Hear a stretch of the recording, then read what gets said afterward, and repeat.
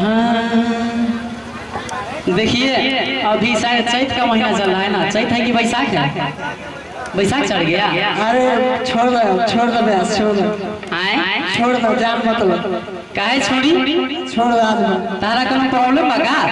दिक्कत होई नहीं। का दिक्कत होई? सारी पसीना छोड़ा तब छोड़ दो।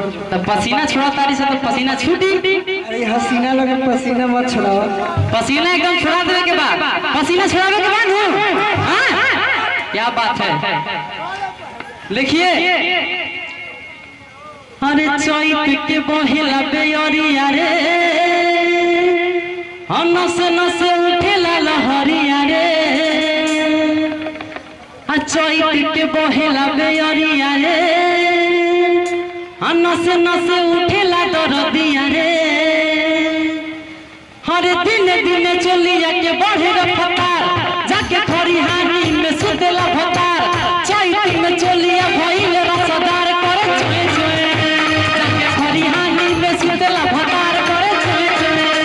चैत में चलिया भइल रसदार करे चोए चोए चोए चोए चोए चोए चोए चोए चोए चोए चोए चोए चोए।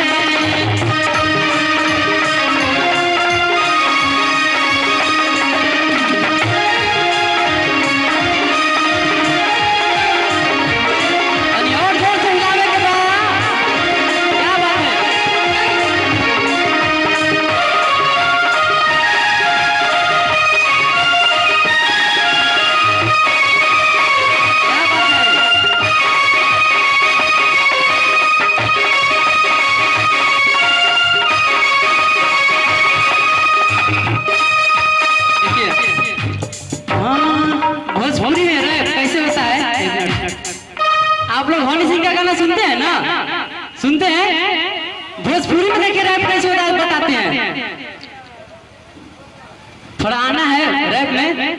यो अंगे अंगे देहिया टटारा, खूब चोली के पीछे हगुआता। अंगे अंगे देहिया टटारा, खूब चोली के पीछे हगुआता।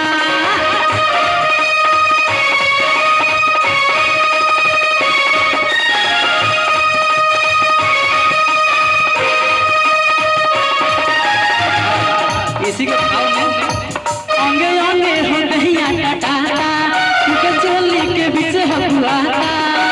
होते भोगा हरिया ये राजा मनवा जहुआता।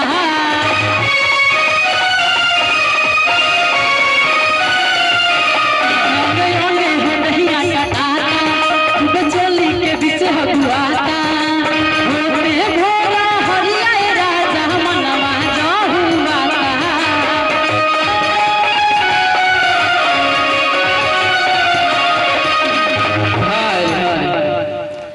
हरे नसे नसे उठता दरदिया रे, काम नहीं करेला हरदिया रे। हरे नसे नसे उठ